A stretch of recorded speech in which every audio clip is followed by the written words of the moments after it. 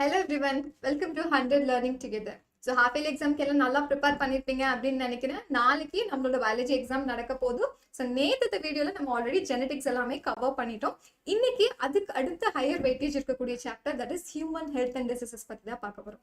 So அதுக்கு முன்னாடி half yearly exam பொறுத்தவரையிலும் ஆல்மோஸ்ட் லைக் குவார்டர்லியில ஹாஃப் போர்ஷன்ஸ் எழுதிருப்பீங்க. ஹாஃப் இயர்லியை பொறுத்தவரையிலும் ஃபுல் போர்ஷன்ஸ் இருக்கும். ஸோ சிலபஸ் கம்ப்ளீட் பண்றது கொஞ்சம் கஷ்டமா தான் இருக்கும்.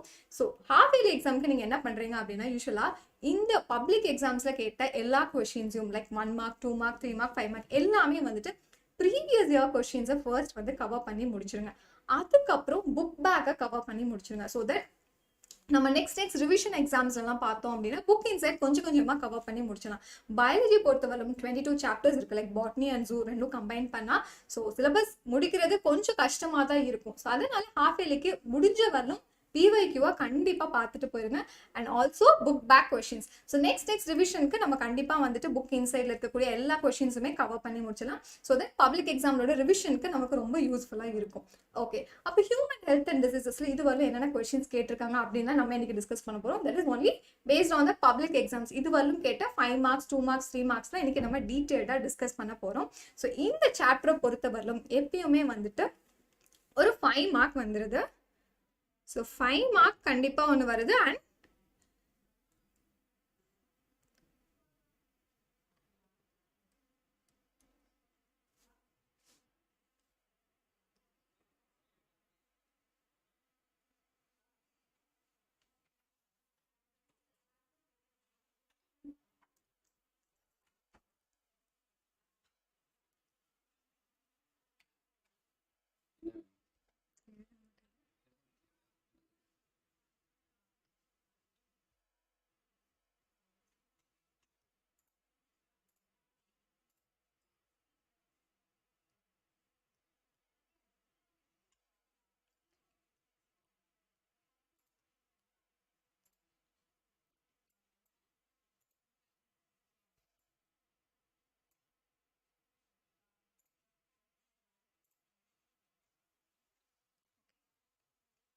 ஸோ ஹியூமன் ஹெல்த் அண்ட் டிசீஸை பொறுத்தவரையிலும் இதுவரை என்னென்ன கொஸ்டின்ஸ் கேட்டிருக்காங்க அப்படின்னு பார்க்கலாம். அதுக்கு முன்னாடி இந்த சாப்டரோட ஆவரேஜ் வெயிட்டேஜ் பார்க்கலாம். ஸோ ஆவரேஜ் வெயிட்டேஜ் பொறுத்தவரையிலும் 5 மார்க்ஸ் கண்டிப்பாக ஒரு 5 மார்க் வந்திருக்கு. அண்ட் 2 மார்க்ஸ் அண்ட் 3 மார்க்ஸும் இந்த சாப்டர்ல இருந்து ஒரு 2 மார்க்ஸ் அண்ட் 3 மார்க்ஸ் கேட்டிருக்காங்க. ஒரு 2 மார்க் அண்ட் ஒரு 3 மார்க். ஸோ ஆவரேஜாக பார்த்தோம் அப்படின்னா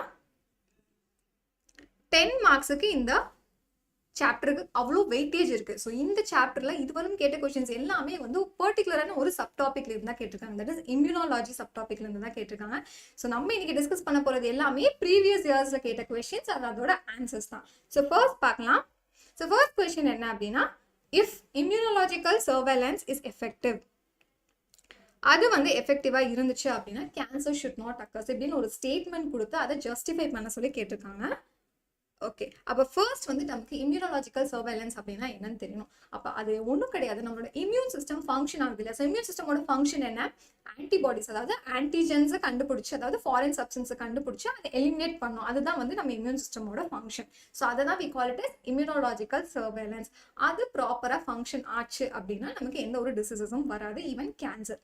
பட் ஏதோ ஒரு சில ரீசன்ஸ்னால it is not effective. So அதனால என்ன ஆயிடுச்சு, லைக் எல்லா டிசீசஸும் நமக்கு வருது. ஸோ அதை எப்படி ஸ்டாப் பண்ணலாம், வாட் ஆர் த 2 ரீசன்ஸ் எதனால வந்து அந்த இம்யூன் சிஸ்டம் ப்ராப்பராக ஃபங்க்ஷன் ஆகலை, அதெல்லாம் நம்ம இதுக்கு ஆன்சராக எழுதணும். ஸோ இப்போ ஃபர்ஸ்ட் பாயிண்ட் என்ன சொல்லலாம் அப்படின்னா, why it is not effective அப்படின்னா அதுக்கு 2 ரீசன்ஸ் இருக்கு. மெயினா வந்துட்டு டியூ டு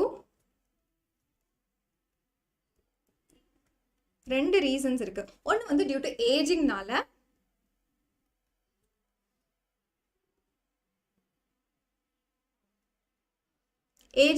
அண்ட் ஆல்சோ ஒரு சில இம்யூனோ டெஃபிஷியன்சி டிசீஸ்னால கூட இம்யூன் சிஸ்டம் ப்ராப்பரா ஃபங்க்ஷன் ஆகாது.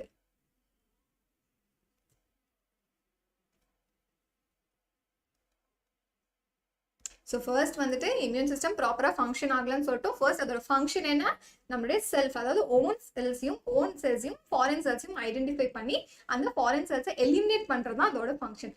அது எப்போ ப்ராப்பராக ஃபங்க்ஷன் ஆகாது, டியூ டு ஏஜிங்னால அதோட ஃபங்க்ஷன் கம்மியாகலாம், or due to immunodeficiency disease like autoimmune disorders இருக்கு. ஸோ இதனாலலாம் வந்துட்டு நம்ம இம்யூன் சிஸ்டம் ப்ராப்பராக ஃபங்க்ஷன் ஆகாது. ஸோ மெயினாக இந்த 2 ரீசன்ஸும் மென்ஷன் பண்ணாலே போதும். ஓகே, ஸோ இதுதான் இந்த கொஸ்டினுக்கான ஆன்சர். இன்னும் கொஞ்சம் நம்ம டீட்டெயிலாக எழுதணும். ஸோ ஃபர்ஸ்ட் இம்யூனாலஜிக்கல் சர்வேலன்ஸ்னா என்னன்னு சொல்லிட்டு அதுக்கப்புறம் இந்த ரீசன்ஸை நம்ம மென்ஷன் பண்ணலாம். ஸோ அதனால தான் என்ன ஆகுது, இம்யூன் சிஸ்டம் ப்ராப்பராக ஃபங்க்ஷன் ஆகாதனால அந்த டியூமர்ஸ் எல்லாம் வந்துட்டு இட்ஸ் மல்டிப்ளைங், அதாவது ரொம்ப பெருசாகிட்டே போகுது. அதனால தான் கேன்சர் வருது. ஸோ மெயினாக உங்களுக்கு அந்த டிஃப்ரென்ஸ் தெரியும். டியூமர்னா என்ன, கேன்சர்னா என்னன்னு அந்த டிஃப்ரென்ஸ் எல்லாம் பார்த்துக்கோங்க. ஓகே, நெக்ஸ்ட் கொஸ்டின் பார்க்கலாம். ஸோ நெக்ஸ்ட் கொஸ்டின் என்ன அப்படின்னா, explain the structure of immunoglobin with a suitable diagram. So first immunoglobin அப்படிங்கிறது என்ன, that is the antibodies. So it is antibodies.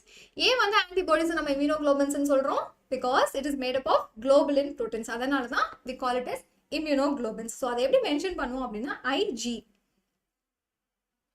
Okay, அப்போ எப்பெல்லாம் வந்துட்டு நம்ம பாடிஸ்ல ஆன்டிபாடிஸ் ப்ரொடியூஸ் ஆகும் அண்ட் எந்தெந்த செல்ஸ் ப்ரொடியூஸ் பண்ணுது அதுதான் நீங்கள் ஃபர்ஸ்ட் எழுதணும். அண்ட் இந்த கொஸ்டினை பொறுத்தவரைக்கும் இது வந்து ரொம்ப இம்பார்ட்டண்ட்டான ஒரு கொஸ்டின். பிகாஸ் ஆல்மோஸ்ட் பப்ளிக்லேயும் 2 times கேட்டிருக்காங்க. அண்ட் இது வந்துட்டு 5 மார்க்லேயும் வரலாம், இல்லை 2 marks 3 marksல கூட கேட்கலாம். மேபி டயக்ராம் மட்டும் வரைய சொல்லி 2 marks 3 marksல கூட கேட்கலாம். ஸோ 5 marksை பொறுத்தவரைக்கும் டயக்ராம், நீட் லேபிள்டு டயக்ராம் இருக்கணும். ப்ளஸ் அதோட பார்ட்ஸ் எல்லாமே வந்துட்டு நம்ம நீட்டாக எக்ஸ்பிளைன் பண்ணிருக்கணும். ஸோ ஃபர்ஸ்ட் நம்ம எதை மென்ஷன் பண்ணோம், இந்த ஆன்டிபாடிஸ். ஸோ ஃபர்ஸ்ட் வந்துட்டு antibodies are also known as immunoglobulins.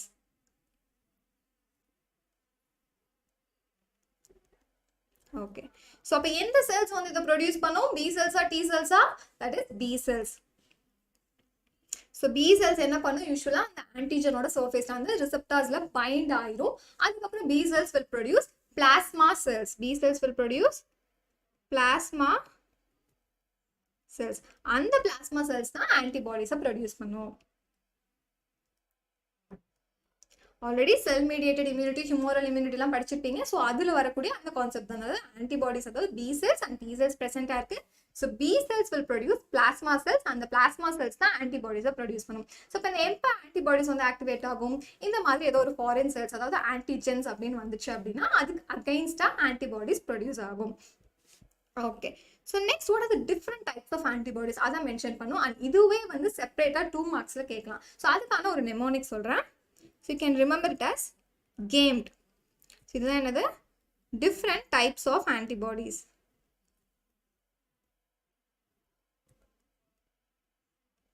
Antibodies. So இதை வந்து நம்ம ஒவ்வொன்றா பார்க்கலாம். ஸோ இது ஃபர்ஸ்ட் IgG அப்படின்னு மென்ஷன் பண்ணும். ஸோ எப்படி ஆன்டிபாடிஸை மென்ஷன் பண்ணும், IgG. இப்போ IgG அப்படிங்கிறது immunoglobulin gamma.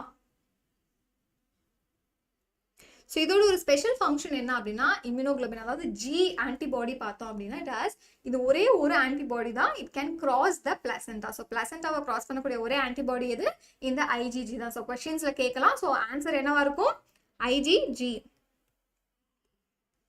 It can cross the placenta. Okay, so next பார்த்தோம் அப்படின்னா, ஸோ அப்போ இது பிளாசென்டாவை கிராஸ் பண்ணுதுன்னா it is passed from the mother to foetus.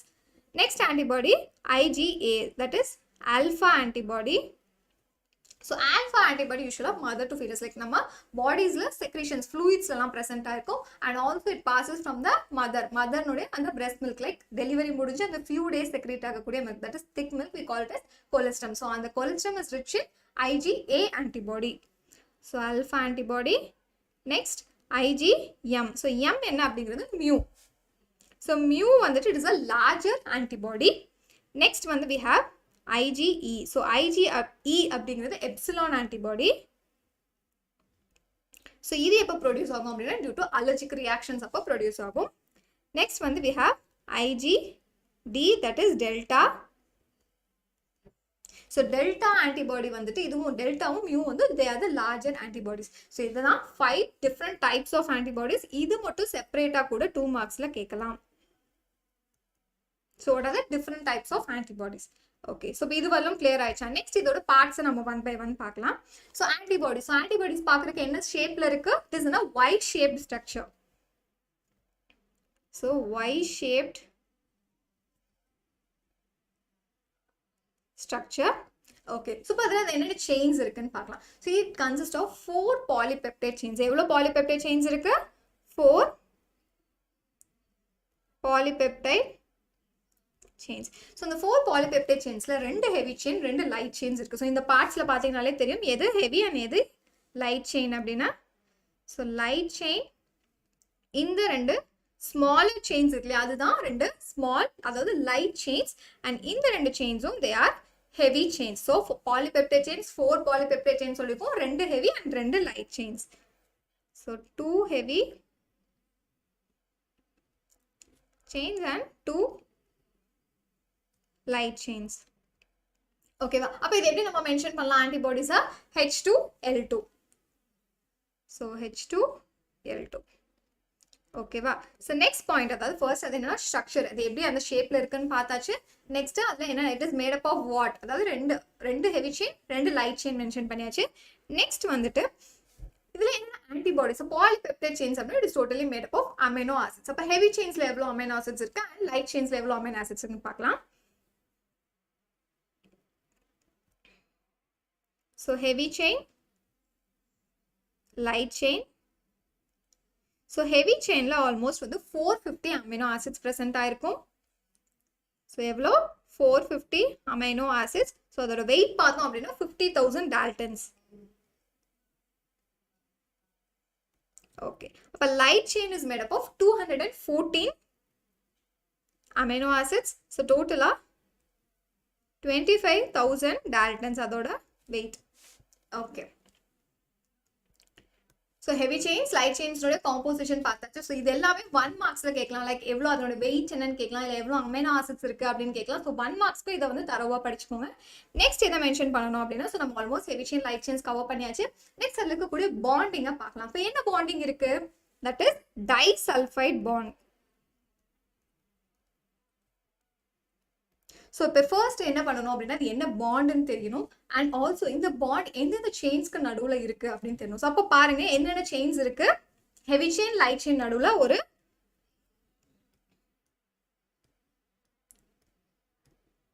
So இந்த heavy chainக்கும் light chainக்கும் நடுவுல ஒரு bond. So இது வந்து number 1 and also இங்க இருக்குறது number 2. So ரெண்டு heavy chain ரெண்டு bond அதாவது light heavy and lightக்கு நடுவுல ரெண்டு disulfide bond இருக்கு and also ரெண்டு heavy chainக்கு நடுவுலயும் வந்துட்டு ரெண்டு disulfide bond இருக்கு.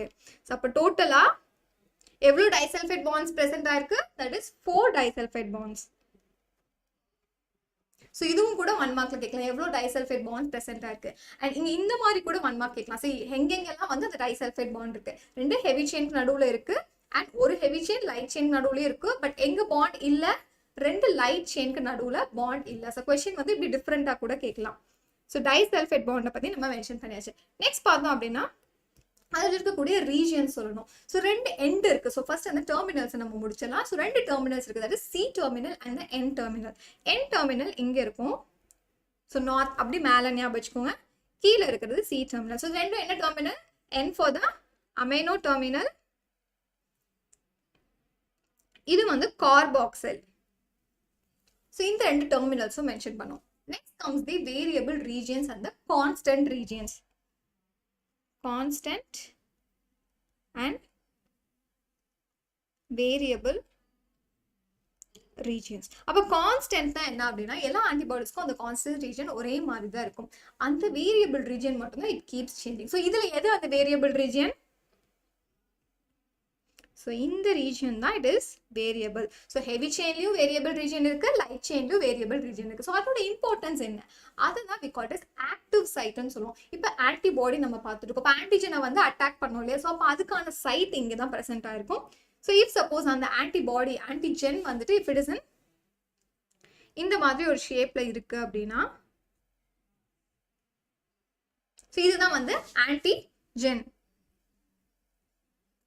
So antigenல வந்துட்டு so இப்போ இந்த மாதிரி like small marks இருக்குல like half circles மாதிரி இருக்கு. So அதுதான் என்னது? It is antibody binding site. அப்ப antigenல என்ன present ஆயிருக்கும்?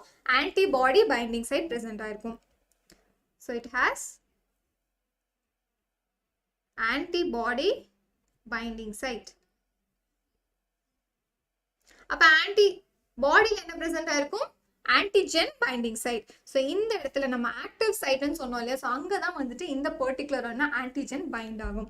So இந்த இடத்துல it may be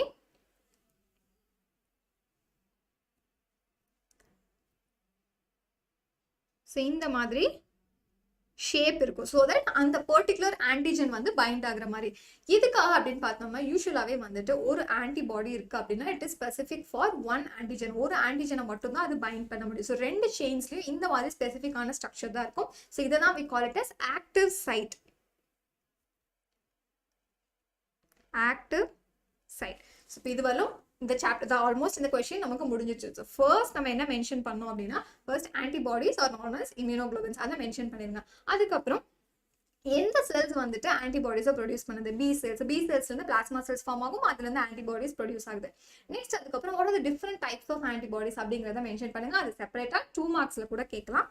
and next அந்த ஸ்ட்ரக்சர் அந்த டயக்ராமை ப்ராப்பராக நீங்கள் வரைஞ்சிட்டிங்கனாலே அதுக்கு பார்ட்ஸை வச்சு நம்ம எல்லா பாயிண்ட்ஸும் எழுதிடலாம். So next one more region இருக்கு, தட் இஸ் ஹிஞ்ச் ரீஜன். அந்த ஹெவி செயின் இருக்கு இல்லையா, அதில் that is a hinge region for the flexibility. So hinge ரீஜனும் நம்ம மென்ஷன் பண்ணிடுறோம். Okay, so heavy chain, light chain, அதோட காம்போசிஷன் எவ்வளோ அமைனோ ஆசிட்ஸ் இருக்கு, அதோட வெயிட்ஸ் பார்த்துருக்கோம். நெக்ஸ்ட் வந்துட்டு அது என்ன பாண்ட் ப்ரெசென்ட்டாக இருக்கு, that is disulphate bond. And எவ்வளோ பாண்ட் இருக்கு அதை மென்ஷன் பண்ணுங்க. நெக்ஸ்ட் வந்துட்டு அதில் இருக்கக்கூடிய ரீஜன்ஸ், 2 டெர்மினல்ஸ் 2 ரீஜன்ஸ் இருக்கு. என்னென்ன டெர்மினல்ஸ் பார்த்தோம்? 2 terminal, C terminal and N terminal பார்த்தோம். And 2 region constant and variable region. So எது வந்து சேஞ்ச் ஆகிட்டே இருக்கு, தட் இஸ் வேரியபிள் ரீஜன். அப்போ அந்த வேரியபிள் ரீஜன்ல தான் அந்த ஆன்டிஜென் வந்துட்டு பைண்ட் ஆகும். ஸோ இதுதான் வந்து ப்ராப்பரா answer for the structure of immunoglobin. 5 மார்க்ஸில் கேட்டால் இந்த பாயிண்ட்ஸ் எல்லாமே எழுதிருங்க. ஓகே, நெக்ஸ்ட் கொஸ்டின் என்ன அப்படின்னா நெக்ஸ்ட் வந்து 3 மார்க்ஸ். இது வந்து கேட்ட 5 மார்க்ஸ் நம்ம பார்த்தாச்சு. நெக்ஸ்ட் 3 மார்க்ஸ் பார்க்கலாம். So 3 marks name the hormone secreted by thymus gland. So thymus gland produce பண்ணக்கூடிய ஹார்மோன் என்ன, அதோட ஃபங்க்ஷன் கேட்டிருக்காங்க. ஸோ ஃபர்ஸ்ட் இதுதான் வந்து அந்த thymus gland. So thymus gland வந்து it is a bilobed structure. So தைமஸையும் தைராய்டையும் கன்ஃபியூஸ் பண்ணிக்காதீங்க. தைமஸ் வேற, தைராய்டு வேற. தைமஸ் வந்து யூஸ்வலாகவே எப்போ ஆக்டிவாக இருக்கும் அப்படின்னா அந்த ப்ரீ அடலசன்ஸ், அந்த நியூனேட்டஸ், அந்த ப்ரீ அடலசன்ஸ் பீரியட்ல தான் அந்த ஆக்டிவாக இருக்கும். ஏஜ் ஆக அந்த கிளாண்ட் வந்து இட் வில் ஷ்ரிங்க் இல்லை டீஜெனரேட் ஆகிடும். இதுதான் மெயின் கான்செப்ட். ஸோ தைமஸ் தான் வந்து இட் வில் ப்ரொடியூஸ் அந்த T cells, mature T cells வந்து ப்ரொடியூஸ் பண்ணும். ஸோ டி செல்ஸ் எதுக்கு இம்பார்ட்டன்ட்? நம்ம இம்யூன் சிஸ்டம் ப்ராப்பராக ஃபங்க்ஷன் ஆகிறதுக்கு அதுதான் ரொம்ப important. So thymus gland secrete பண்ணக்கூடிய ஹார்மோன் எது அப்படின்னு மென்ஷன் பண்ணிடலாம். அதுக்கு முன்னாடி அந்த ஸ்ட்ரக்சரை ஒரு தடவை நம்ம டீட்டெயிலாக பார்த்தலாம். ஸோ ஃபர்ஸ்ட் வந்துட்டு it is made up of like lobules. 2 lobe இருக்கு, அதில் லாபியூல்ஸ் இருக்கு, செப்டா எல்லாமே ப்ரெசென்ட்டாக இருக்கு.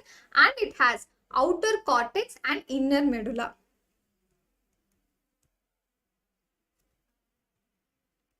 Outer cortex and inner medulla. So இந்த கொஸ்டின் டோட்டலாகவே நம்ம ரிவைஸ் பண்ணிடலாம். ஸோ இந்த கொஸ்டினுக்கான ஆன்சர் லைக் மேபி தைமஸ் மட்டுமே வந்து 5 மார்க்ஸில் கூட கேட்கலாம். அந்த ஹோல் ஆர்கனே தைமஸை மட்டுமே செப்பரேட்டாக கொஸ்டின் கேட்கலாம். ஸோ ஃபர்ஸ்ட் வந்துட்டு அந்த தைமஸ் கிளாண்டை பற்றி ஒரு 2 லைன் எழுதிட்டு அதுக்கப்புறம் அதோட ஃபங்க்ஷன்ஸ், அதோட ஹார்மோன் அண்ட் ஃபங்க்ஷன்ஸ் பார்க்கலாம். ஸோ ஃபர்ஸ்ட் வந்து அவுட்டர் கார்டெக்ஸ். அவுட்டர் கார்டெக்ஸ் என்ன ப்ரெசென்ட்டாக இருக்கும்? That is immature T cells ப்ரெசென்ட்டாக இருக்கும். immature T cells. So larger numberல cortex present ஆயிருக்கும். medulla வந்து ரொம்ப like smaller amountல present ஆயிருக்கும். So it is very less in number. So cortex, medulla, cortexல தான் அதிக number of cells இருக்கு. So next வந்து இப்போ அது ப்ரொடியூஸ் பண்ணக்கூடிய ஹார்மோன் பார்க்கலாம். என்ன ஹார்மோனை ப்ரொடியூஸ் பண்ணுது? That is thymosin. Okay, so the immature T cells we also call it as thymocytes. Cytes na cells. So immature T cells we call it as thymocytes. Okay, அப்ப இந்த தைமோசினோட function என்ன அப்படின்னா இந்த immature T cell இருக்குல்ல இதை வந்து mature T cell convert பண்ணும். So it converts the immature T cells to mature T cells. So mature T cells convert பண்ணுது தான் அதோட ஃபங்க்ஷன். ஃபர்ஸ்ட் அது என்ன ஹார்மோனை ப்ரொடியூஸ் பண்ணுது? தைமோசினை ப்ரொடியூஸ் பண்ணுது. அண்ட் அதோட ஃபங்க்ஷன் என்ன? immature T cells mature T cells convert பண்ணுது. ஸோ இதுதான் வந்து தைமஸ் கிளாண்ட்ல நம்ம பார்த்துருக்குது. ஸோ இது எப்போ ஆக்டிவா இருக்கும்? யூஸ்வலா நியோனேட்டல்ஸ்லயும் ப்ரீ அடலசன்ட் பீரியட்லயும் ஆக்டிவா இருக்கும். ஆக்டிவ் எப்போ? in the neonatals and the pre-adolescent periodல. ஸோ அப்பவே வந்துட்டு இது ஆல்மோஸ்ட் எல்லா T செல்ஸுமே ப்ரொடியூஸ் பண்ணும். லைக் பிஃபோர் பர்த்லேயே வந்துட்டு எல்லாமே ப்ரொடியூஸ் ஆகும். ஆஃப்டர் பர்த்தில் அடலசென்ட் வரலும் லைக் ரிமைனிங் ஹார்மோன்ஸ் எல்லாத்தையுமே ரிமைனிங் செல்ஸ் எல்லாத்தையுமே ப்ரொடியூஸ் பண்ணிடும். ஸோ ஏஜ் ஆக ஆக அது வந்துட்டு அந்த சைஸ் வந்துட்டு ஷ்ரிங்க் ஆகிட்டே வரும். இதுதான் அந்த thymus gland. Okay. So next 3 mark என்ன அப்படின்னு 3 மார்க் பார்த்தோம் அப்படின்னா ஆட்டோ இம்யூன் டிசீஸ்லேருந்து வந்திருக்கு. So auto immune disease is a misdirected immune response அப்படின்னு சொல்லியிருக்காங்க. ஸோ இந்த ஸ்டேட்மெண்ட்டை நம்ம ஜஸ்டிஃபை பண்ணணும். ஸோ ஃபர்ஸ்ட் ஆட்டோ இம்யூன் டிசீஸ்னா என்ன அது முதல்ல நமக்கு தெரியும். ஸோ ஆட்டோ இம்யூன் டிசீஸ்னா என்ன? ஃபர்ஸ்ட் நம்ம இம்யூன் சிஸ்டம் ப்ராப்பராக ஃபங்க்ஷன் ஆகலை, அதனால வரக்கூடிய டிசீஸ் தான் இந்த ஆட்டோ இம்யூன் டிசீஸ். அதாவது நம்ம பாடியோட ஓன் செல்ஸ் இருக்கு இல்லையா, அதுக்கு அகெயின்ஸ்டாவே நம்ம பாடியிலேருந்து ஆன்டிபாடிஸ் ப்ரொடியூஸ் ஆகும். அந்த ஆன்டிபாடிஸ் தான் we call it as auto antibodies. So first இந்த மாதிரி கொஸ்டின் கேட்டால் ஆட்டோ இம்யூன் டிசீஸில் ஃபர்ஸ்ட் அதை மென்ஷன் பண்ணணும். என்ன, நம்ம பாடியோட இம்யூன் சிஸ்டம் ப்ராப்பராக ஃபங்க்ஷன் ஆகலை பிகாஸ் ஆட்டோ ஆன்டிபாடிஸ் ப்ரொடியூஸ் ஆகுது டியூ டு ஸ்பெசிஃபிக் ரீசன்ஸ். அதோட ரீசன்ஸ் வந்துட்டு இன்னும் கரெக்டாக தெரியல, பட் ஏதோ ஒரு சில ரீசன்ஸ்னால நம்ம பாடி செல்ஸ்க்கு அகேன்ஸ்டாகவே ஆன்டிபாடிஸ் ப்ரொடியூஸ் ஆகுது. அண்ட் அந்த ஆன்டிபாடிஸ் தான் we call it as auto antibodies.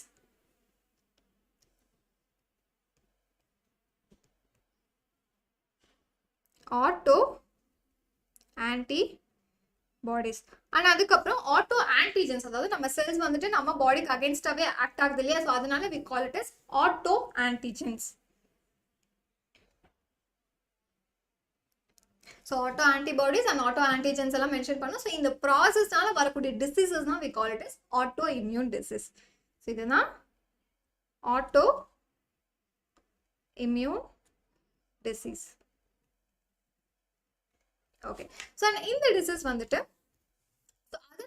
இந்த ஸ்டேட்மெண்ட் கொடுத்துருக்காங்க, that is it is a misdirected immune response. Immune ரெஸ்பான்ஸ்னா என்ன, நம்ம பாடியில் ஏதோ ஒரு ஆன்டிஜன் வந்துருச்சு அப்படின்னா அதுக்கு அகேன்ஸ்டாக நம்ம இம்யூன் சிஸ்டம் வந்து ஃபங்க்ஷன் ஆக ஆரம்பிச்சிடும். பட் ஆனால் நம்ம ஓன் செல்ஸ்க்கு அகேன்ஸ்டாகவே ஃபங்க்ஷன் ஆகுது. So it is a misdirected immune response. அதுதான் இதுக்கான ஆன்சர். ஸோ இதை மென்ஷன் பண்ணிட்டு ஆல்சோ ஒரு சில ஃபியூ பாயிண்ட்ஸ் அபவுட் ஆட்டோ இம்யூனிட்டியும் நீங்கள் எழுதணும். நெக்ஸ்ட் பாயிண்ட் என்ன மென்ஷன் பண்ணலாம், அது வந்துட்டு it is of 2 types. Organ ஸ்பெசிஃபிக்காக இருக்கலாம், இல்லை நான் ஆர்கன் ஸ்பெசிஃபிக்காக இருக்கலாம். So it can be organ specific இல்ல non organ specific. ஓகேவா? ஸோ ஆர்கன் ஸ்பெசிஃபிக்காக இருக்கலாம், இல்லை நான் ஆர்கன் ஸ்பெசிஃபிக். ஆர்கன் ஸ்பெசிஃபிக்னா ஸ்பெசிஃபிக்கான ஆர்கன்ஸ். என்னென்ன மாதிரி organs? Say for example thyroid gland இருக்கு. ஸோ தைராய்டு கிளாண்டை அட்டாக் பண்ணுது, அப்போ அங்கே என்ன டிசீஸ் வரலாம்? So it can be Hashimoto's thyroiditis. So இதுக்கு எக்ஸாம்பிள் ஹாஷிமோட்டோஸ்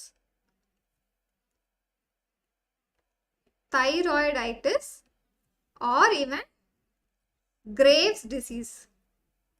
ஸோ ஆல்ரெடி இதெல்லாம் லாஸ்ட் 11th படிச்சிருப்பீங்க இல்லையா, எண்டோக்ரைன் டிசார்டர்ஸ்லேயே படிச்சிருப்பீங்க. What are the disease like thyroid கிளாண்டில் வரக்கூடிய டிசார்டர்ஸ் எல்லாமே படிச்சிருப்பீங்க. Graves disease. ஓகே, அப்போ ரெண்டுக்கும் என்ன வித்தியாசம்? ஃபர்ஸ்ட் வந்து அந்த ஹாஷிமோட்டோஸ் தைராய்டைட்டிஸ். தைராய்டைட்டிஸ்ல ஐட்டிஸ் அப்படின்னு முடிஞ்சுது அப்படின்னால தட் இஸ் இன்ஃப்ளமேஷன் அப்படின்னு அர்த்தம். ஸோ இப்போ இங்கே என்ன ஆகும் அப்படின்னா ஹாஷிமோட்டோஸ் தைராய்டைட்டிஸ் யூஸ்வலாக வந்துட்டு தைராய்டு கிளாண்ட் வந்துட்டு ப்ராப்பராக ஃபங்க்ஷன் ஆகிட்டு ஒரு சில ரீசன்ஸ்னால ஃபர்ஸ்ட் வந்துட்டு ஹைப்பர் செக்ரேஷன், அதாவது தைராய்டு ஹார்மோன்ஸ் வந்து அதிக அளவில் செக்ரேட் ஆகும். அண்ட் லேட்டர் என்ன ஆச்சு, இந்த மாதிரி செக்ரேட் ஆகும்போது அந்த கிளாண்ட் வந்துட்டு இன்ஃப்ளேம் ஆயிடுச்சு. அப்போ என்ன ஆயிடுச்சு, ஹார்மோன் செக்ரேஷன் ப்ராப்பராக நடக்கல. அப்போ அந்த கிளாண்ட் வந்து பெருசா இருக்கு, செக்ரீஷன் எல்லாமே கம்மியாயிடுச்சு. அதனால வரக்கூடிய டிசார்டர் தான் இந்த Hashimoto's thyroiditis. whereas grave disease வந்துட்டு it is hyper thyroidism. Hyper thyroidism அதாவது ஹார்மோன்ஸ் வந்து தைராய்டு ஹார்மோன்ஸ் அதிக அளவுல செக்ரீட் ஆகுது. ஃபர்ஸ்ட் ஒன்ல இனிஷியலா அதிகமா இருந்துச்சு, அதுக்கப்புறம் கம்மி ஆயிடுச்சு. பட் கிரேவ் டிசீஸ்ல யூஸ்வலாவே ஹார்மோன்ஸ் வந்து அதிக அளவுல செக்ரீட் ஆகுது. இதுதான் வந்து Hashimoto's thyroiditis and Graves' disease. இது வந்து particular நம்ம எந்த glandல பார்த்திருக்கோம் ஒரு disorder, thyroid gland, and even it can attack the adrenal gland.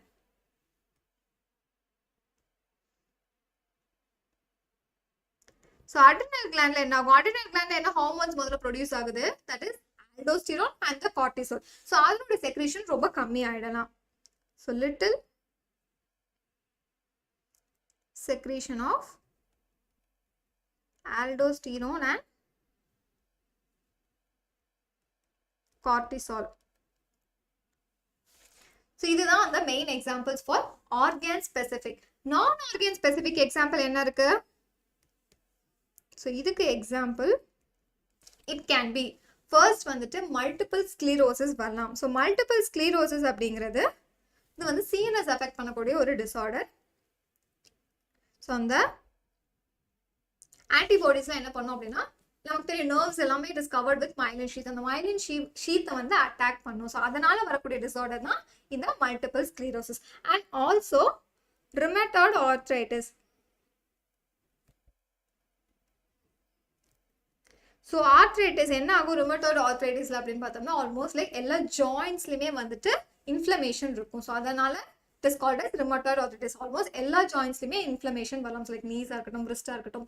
So almost like எல்லா ஆர்கன்ஸையும் அஃபெக்ட் பண்ணுது. அதனால இட் இஸ் அண்டர் நான் ஸ்பெசிஃபிக் டிசார்டர். ஸோ மெயினாக ஆட்டோமியூன் டிசார்டர்னா என்னன்னு மென்ஷன் பண்ணணும். அண்ட் அதுக்கான ஒரு சில எக்ஸாம்பிள்ஸ் அதனுடைய டைப்ஸ் மென்ஷன் பண்ணி அந்த எக்ஸாம்பிள்ஸ் எல்லாமே மென்ஷன் பண்ணிருங்க. ஸோ நெக்ஸ்ட் கொஸ்டின் பார்க்கலாம். ஸோ நெக்ஸ்ட் வந்துட்டு 2 மார்க்ஸ். ஸோ 3 மார்க்ஸ் பார்த்தாச்சு. நெக்ஸ்ட் 2 மார்க்ஸ் பார்ப்போம். ஸோ அதில் first question 2 difference between active and passive immunity. So இம்யூனிட்டினா என்னன்னு தெரியும். ஸோ அதில் டிஃப்ரெண்ட் டைப்ஸ் இருக்கு இல்லையா. அக்வைர்டு இம்யூனிட்டி இருக்கு, இன்னேட் இம்யூனிட்டி இருக்கு. ஸோ இன்னேட் இம்யூனிட்டி பர்த்க்கு முன்னாடி இருந்து இருக்கக்கூடிய இம்யூனிட்டி. ஆஃப்டர் பர்த் வர எல்லா இம்யூனிட்டியுமே we call it as acquired immunity. So அந்த acquired immunity தான் it again classified into as natural, artificial. அதில் ஆக்டிவ் பாசிவ் அந்த சார்ட் ஃப்ளோ சார்ட் பார்த்துருப்பீங்களா. ஸோ லாஸ்ட் அதை நம்ம ஒரு தடவை டிஸ்கஸ் பண்ணலாம். ஸோ ஃபர்ஸ்ட் இதுக்கான ஆன்சர் பார்ப்போம். First auto immunity. ஆட்டோ இம்யூனிட்டினா என்ன அப்படின்னா it is immunity actively produce. அதாவது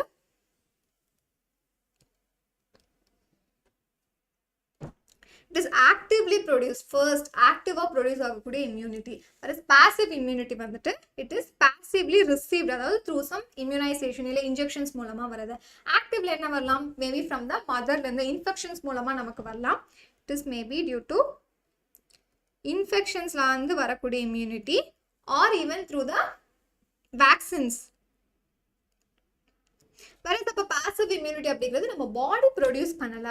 அதாவது இது வந்து ஆக்டிவ் இம்யூனிட்டியை பொறுத்தவரை நம்ம பாடியிலேருந்து ப்ரொடியூஸ் ஆகக்கூடிய இம்யூனிட்டி. பாசிவ் இம்யூனிட்டி வந்து இட் இஸ் அக்வயர்டு டைப். அதாவது லைக் ஆர்டிஃபிஷியல் ஃபார்ம்ஸில் நம்ம எடுத்துக்கலாம். த்ரூ இம்யூனோகுளோபின் இன்ஜெக்ஷன்ஸ் மூலமாக வரலாம் or from the mother to foetus. ஏன்னா மதர்லேருந்து ஃபீட்டஸ்க்கு வரும்போது பேபி ப்ரொடியூஸ் பண்ணலை, மதர் கிட்டேருந்து ப்ரொடியூஸ் ஆகி சைல்டுக்கு வந்திருக்கு. ஸோ இது எல்லாமே it is coming under passive immunity. Active இம்யூனிட்டினா நம்ம பாடியே ப்ரொடியூஸ் பண்ணக்கூடிய இம்யூனிட்டி. ஸோ நெக்ஸ்ட் பாயிண்ட் என்னன்னு பார்த்தா it is produced due to contact with the pathogens. அதாவது ஏதோ ஒரு பேத்தோஜனோட நம்ம கான்டாக்ட். வேக்சின்லயும் அதே மாதிரி தான் அந்த இன்ஆக்டிவேட்டட் ஃபார்ம்ல இருக்கும். ஸோ அதுலேருந்து நமக்கு அந்த இம்யூனிட்டி வருது. So through the pathogen or antigen. So இது வந்துட்டு அப்டென் ஃப்ரம் அவுட் சைட். ஸோ அதே தான் அந்த பாயிண்ட். நெக்ஸ்ட் வந்துட்டு ஸோ இந்த மாதிரி நம்ம பாடியே ப்ரொடியூஸ் பண்ணுறதுனால தான் it is durable and it is effective in protection. அதாவது இது வந்து அப்படி கிடையாது. ஸோ ஒரு பர்டிகுலர் பீரியட் வரும் எஃபெக்டிவாக இருக்கும், அதுக்கப்புறம் நம்மளோட எஃபிஷியன்சி கம்மியாகிட்டே வரும். ஓகே நெக்ஸ்ட் வந்துட்டு இந்த நம்ம பாடியை ப்ரொடியூஸ் பண்ணுறதுனால நம்ம பாடியில் இம்யூன் சிஸ்டமில் மெமரி செல்ஸ் படிச்சிருக்கோம் இல்லையா. ஸோ மெமரி செல்ஸ்னால இது ஆக்டிவேட் ஆகிருக்கும். ஸோ இம்யூனாலஜிக்கல் மெமரி வந்து ப்ரெசென்ட் ஆகிருக்கும். வேற இது வந்துட்டு டிரான்சியன்ட். அதாவது ஆல்ரெடி லைக் நம்ம அவுட் சைட்லேருந்து எடுக்கிறதுனால it doesn't have the memory. Next பார்த்தோம் அப்படின்னா வேக்சின்ஸும் வந்துட்டு இட் கிவ்ஸ் ஆக்டிவ் இம்யூனிட்டின்னு சொல்லியாச்சு. ஸோ அப்போ ஒரு சில டைம் வந்துட்டு we need a booster dose. So அதுதான் பூஸ்டர் எஃபெக்ட். சப்சிக்வெண்ட் டோஸில் அதாவது பூஸ்டர் டோஸ் நம்ம எடுக்கிற மாதிரி இருக்கும். நெக்ஸ்ட் வந்து இதுக்கு வந்து ஈவன் தோ லைக் நம்ம நெக்ஸ்ட் டைம் எடுத்தாலும் it is not that much effective. Okay next immunity is effective only after a short period. So அதாவது ஃபர்ஸ்ட் வந்து அந்த ஆன்டிபாடியை வந்து அந்த ஆன்டிஜெனை வந்து நம்ம பாடி ரெகக்னைஸ் பண்ணி ஆன்டிபாடி ப்ரொடியூஸ் ஆகிறதுக்கு கொஞ்சம் வந்து டிலே இருக்கும். ஸோ அதை தான் சொல்லியிருக்காங்க after a short period. But இது அப்படி கிடையாது. நம்ம ஸ்பெசிஃபிக்கான ஆன்டிபாடி லைக் இம்யூனிட்டி தானே எடுத்துக்கிறோம். அதனால வந்து it is very much effective. Short பீரியட்லேயே எஃபெக்டிவாக இருக்கும். This is the main difference between active immunity and the passive immunity. So இது ஈவன் 5 மார்க்ஸில் கூட கேட்கலாம். ஸோ எல்லா பாயிண்ட்ஸுமே படிச்சுக்கோங்க. Next what is vaccine. So வேக்சின்னா என்ன அப்படின்னு கேட்டிருக்காங்க. அந்த ஒரு சில பாயிண்ட்ஸ் நம்ம இதுக்கு அடிஷனலாக ஆட் பண்ணோம். ஃபர்ஸ்ட் அதோட டெஃபினிஷன் என்னன்னு பார்ப்போம். ஸோ டெஃபினிஷன் வந்து it is a biological preparation and it provides the என்ன immunity provide பண்ணுது active acquired immunity. Okay so இப்போ ஃபர்ஸ்ட் வேக்சினோட டெஃபினேஷன் பார்த்தாச்சு. நெக்ஸ்ட் அதோட டைப்ஸ் எல்லாம் பார்க்கலாம். ஸோ இட் கேன் பி அதாவது ஜென்ரேஷன் வைஸ் அதை கேட்டகரைஸ் பண்ணிக்காங்க. That is first generation, second generation and third generation. So first ஜென்ரேஷனில் பார்த்தோம் அப்படின்னா so vaccines so generation wise categorise பண்ணலாம். First generation,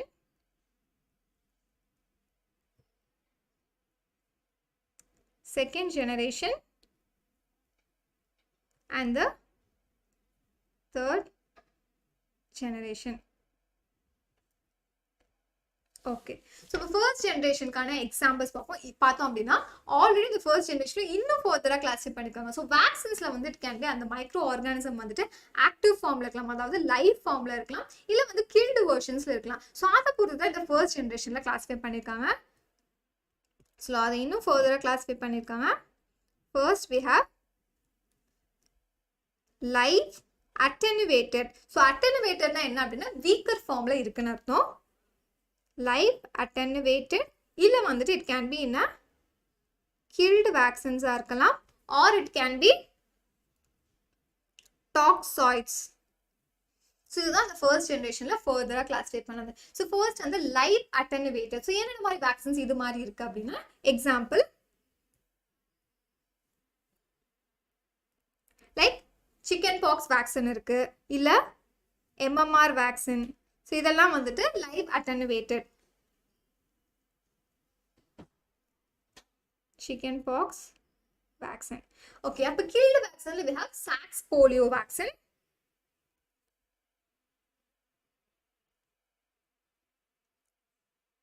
See, first வந்துட்டு வேக்சின்னா நமக்கு என்னன்னு தெரியும். ஸோ அதை வந்துட்டு ஜென்ரேஷன் வைஸ் கேட்டகரைஸ் பண்ணிருக்காங்க. அதில் ஃபர்ஸ்ட் ஜென்ரேஷனுக்கு மட்டும் இன்னும் ஃபர்தராக டிவைட் பண்ணிருக்காங்க. அப்போ அந்த மைக்ரோ ஆர்கானிசம் என்னென்ன ஃபார்ம்ல இருக்கலாம் அதை வச்சு தான் கேட்டகரைஸ் பண்ணிருக்காங்க. இட் கேன் பி கில்டு வெர்ஷன்ஸ்ல இருக்கலாம், or it can be live ஃபார்ம்லேயே பட் அட்டெனுவேட்டட் வீக்கர் ஃபார்ம்ல இருக்கலாம், ஆர் ஈவன் டாக்ஸாய்ட்ஸ். யூஸ்வலாக வந்து வேக்சின்ஸ் வந்துட்டு நம்ம எடுக்கும்போது டிசீஸை வந்து காஸ் பண்ணாது, பட் இம்யூன் சிஸ்டம் இன்னும் ஸ்ட்ராங் பண்ணும். நமக்கு தெரியும் இல்லை, ஆன்டிபாடி வந்துட்டு ப்ரொடியூஸ் ஆகணும் அப்படின்னா லைக் ஃபர்ஸ்ட் டைம் அந்த டிசீஸ் வரும்போது ஆன்டிபாடி ப்ரொடியூஸ் ஆகிறதுக்கு கொஞ்சம் டைம் எடுக்கும். இஃப் சப்போஸ் நம்ம அந்த டிசீஸ்க்கு வேக்சின் எடுத்திருந்தோம் அப்படின்னா செகண்ட் டைம் அந்த டிசீஸ் வரும்போது என்ன ஆகும், நம்ம இம்யூன் சிஸ்டம் இன்னும் ஃபாஸ்டா ஆக்ட் ஆகும். அதுக்காக தான் இந்த வேக்சின்ஸ் எல்லாமே. ஸோ ஃபர்ஸ்ட் ஜென்ரேஷன்ல லைவ் ஃபார்ம்ல பார்த்தாச்சு, கில்டு ஃபார்முக்கு எக்ஸாம்பிள் பார்த்தாச்சு. நெக்ஸ்ட் டாக்ஸாய்ட்ஸ். அப்போ டாக்ஸாய்ட்ஸ் அப்படிங்கிறது என்ன அப்படின்னா யூஸ்வலாகவே இந்த மைக்ரோ ஆர்கானிசம்ஸ் லைக் பாக்டீரியா இல்லை வைரஸ் எல்லாமே ஒரு சில டாக்ஸின்ஸை ப்ரொடியூஸ் பண்ணும். ஸோ அந்த டாக்ஸின்ஸை வந்துட்டு ஒரு சில ப்ராசஸ் பண்ணி அதுலேருந்து வேக்சின்ஸ் ப்ரொடியூஸ் பண்ணுறாங்க. ஸோ அதுதான் வந்துட்டு டாக்ஸாய்ட் வேக்சின்ஸ். ஸோ அதுக்கு எக்ஸாம்பிள் பார்த்தோம் அப்படின்னா DBT. So diphtheria, pertussis, tetanus. So அந்த டிசீஸ்க்கு அகைன்ஸ்டா டிபிடி வேக்சின் ப்ரொடியூஸ் பண்ணிருக்காங்க. ஸோ இதான் வந்து 3 different types. Next we have second generation. Second generation vaccine எல்லாமே யூஸ்வலாக இந்த RDNA டெக்னாலஜி மூலமா ப்ரொடியூஸ் ஆன வேக்சின். ஸோ அதுக்கு எக்ஸாம்பிள் பார்த்தோம் அப்படின்னா we have hepatitis B and also herpes வேக்சினும் இருக்கு. Next third generation வந்துட்டு it is under trial, அதாவது synthetic vaccine. அதாவது மைக்ரோ ஆர்கானிசம்ஸை யூஸ் பண்ணாம ஆர்டிஃபிஷியலா மைக்ரோ ஆர்கானிசம் மாதிரி ப்ரொடியூஸ் பண்ணி அதுல இருந்து வேக்சின் ப்ரொடியூஸ் பண்றது தான் it is under third generation and it is still under trial. So தான் பேசிக்கா வேக்சின் ஆயினா. ஸோ இந்த கொஸ்டினை டோட்டலா நம்ம ரிவைஸ் பண்ணி வேக்சின் சப் டாபிக்கே கவர் பண்ணியாச்சு. ஸோ கொஸ்டின்ஸ் எப்படி கேட்டாலும் நீங்க ஆன்சர் பண்ற மாதிரி இருக்கணும். ஸோ நெக்ஸ்ட் பார்த்தோம் அப்படின்னா we have write the symptoms of filariasis. இப்போ filariasis தான் என்ன அண்ட் அதோட காஸ் அண்ட் சிம்டம்ஸ் பார்க்கலாம். ஸோ ஃபர்ஸ்ட் வந்து filariasis எதனால வருது, லைக் எலிஃபேண்டியாசிஸ், ஃபிலேரியாசிஸ்லாம் நீங்கள் படிச்சிருப்பீங்களா, அதாவது லெக் வந்து ரொம்ப ஸ்வெல்லன் ஆன மாதிரி இருக்கும். ஸோ அதுதான் filariasis. So it usually caused by the worms. So அந்த worms என்னவா இருக்கலாம், யூஸ்வலாக இந்த ஃபிலேரியல் wormனால வரக்கூடியது தான் இந்த ஃபிலேரியாசிஸ்.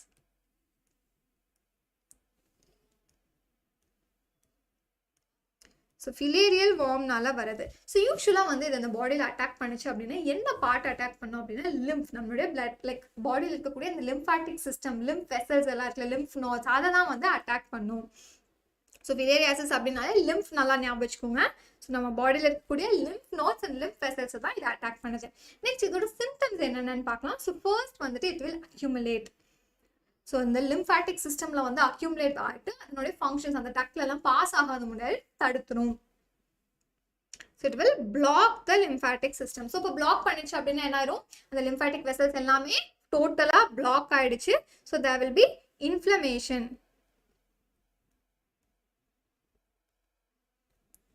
Inflammation of legs.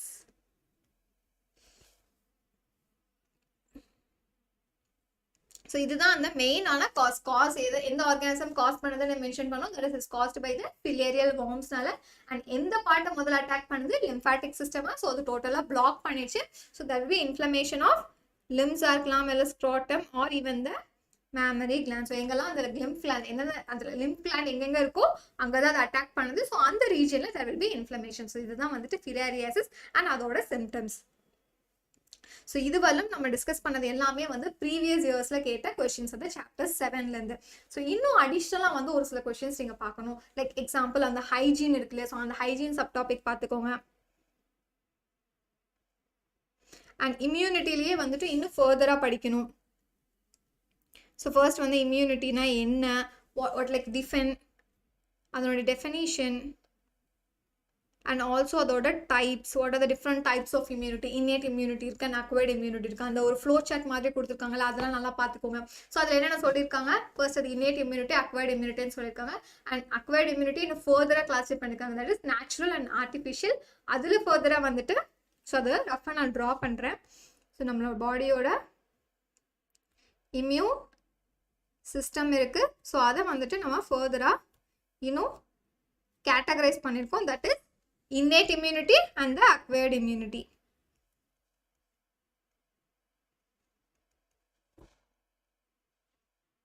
Innate immunity and acquired immunity. And in the acquired immunity இன்னும் further classify இருக்கு, that is natural and artificial. Next in the natural and artificial again வந்துட்டு active passive னு classify இருக்கு. So it can be active, passive, active, passive. So இதுக்கான examples எல்லாம் தெரியும் இல்லையா. So active immunity, naturally active அப்படின்னா through some infections நால வரது, through some infections. So passive அப்படிங்கிறது it is passed from the mother to fetus. So இது வந்து maternal. So already நான் antibody types mention பண்ணும்போதே சொல்லியிருக்கேன். So எந்த antibody வந்து it crosses the placental barrier, that is IgG antibody. And இன்னொரு antibody IgA வந்து எங்க present இருக்கு, through cholesterolல pass ஆகிறது. Next artificial activeல we have immunizations, vaccines இருக்கு. And also passivல பார்த்தோம் அப்படின்னா immunoglobulin injections இருக்கு. So antibody injection, so immunoglobulin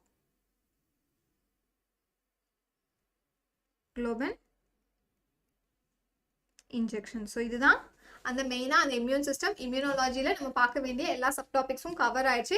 in addition வந்துட்டு நீங்க டைப்ஸ் நல்லா பார்த்துக்கோங்க. ஸோ ஆல்ரெடி அந்த ஃப்ளோ சார்ட்ல பார்த்தாச்சு, அது இன்னும் கொஞ்சம் டீடைல்டா பார்த்துக்கோங்க. What is sell mediated immunity, so it can be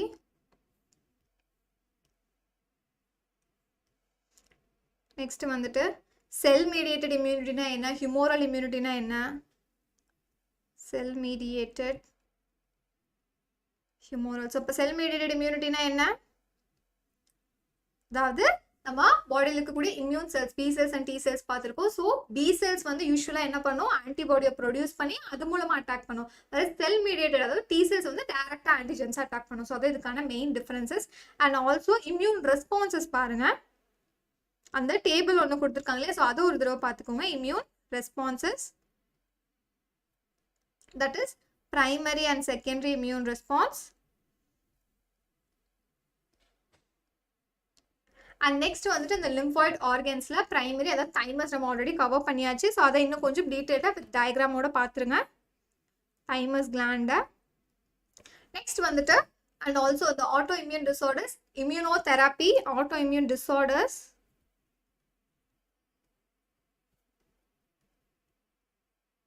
so autoimmune disorders பார்த்துக்கோங்க. அண்ட் ஆல்சோ அதில் வந்துட்டு இன்னும் ஃபர்தர் லைக் அந்த இம்யூனாலஜிக்கல் சர்வைலன்ஸ் என்னன்னு பார்த்தோம், அதோட ட்ரீட்மெண்ட் ஆப்ஷன்ஸும் பார்த்துக்கோங்க, தட் இஸ் இம்யூனோதெராப்பி.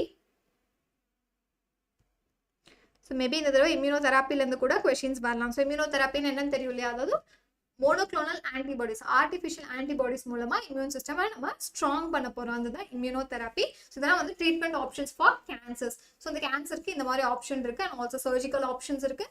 அண்ட் அதர் ஆப்ஷன்ஸ்ல கீமோதெராப்பி இருக்கு, ரேடியோதெராப்பி இருக்கு. ஸோ கீமோதெராப்பினா வித் ஹெல்ப் ஆஃப் ட்ரக்ஸ், அதாவது கெமிக்கல்ஸ் மூலமா கியூர் பண்ணுறது. Radiotherapy through radiation, immunotherapy through monoclonal antibodies மூலமா ட்ரீட் பண்ணுது. ஸோ இதுதான் பேசிக்கா நீங்க இன்னும் கொஞ்சம் கவர் பண்ண வேண்டிய சப் டாபிக்ஸ் இந்த சாப்டர். ஸோ இந்த சாப்டர் பொறுத்தவரைக்கும் 5 மார்க்ஸ்க்கு தான் ரொம்ப இம்பார்ட்டன்ஸ் கொடுத்து படிக்கணும். ஸோ இந்த 5 மார்க்ஸ் இதுவரைக்கும் கேட்ட 5 மார்க்ஸ் எல்லாமே நம்ம டீட்டெயிலாக டிஸ்கஸ் பண்ணியாச்சு. ஸோ இன்னும் ஏதாச்சும் டவுட் இருக்கு, இன்னும் என்ன சாப்டர்ஸ் கவர் பண்ணும், புரியாத சாப்டர்ஸ் ஏதாச்சும் இருந்துச்சுன்னா நீங்க மென்ஷன் பண்ணுங்க, அதை வந்து டீட்டெயிலாக பார்த்துக்கலாம்.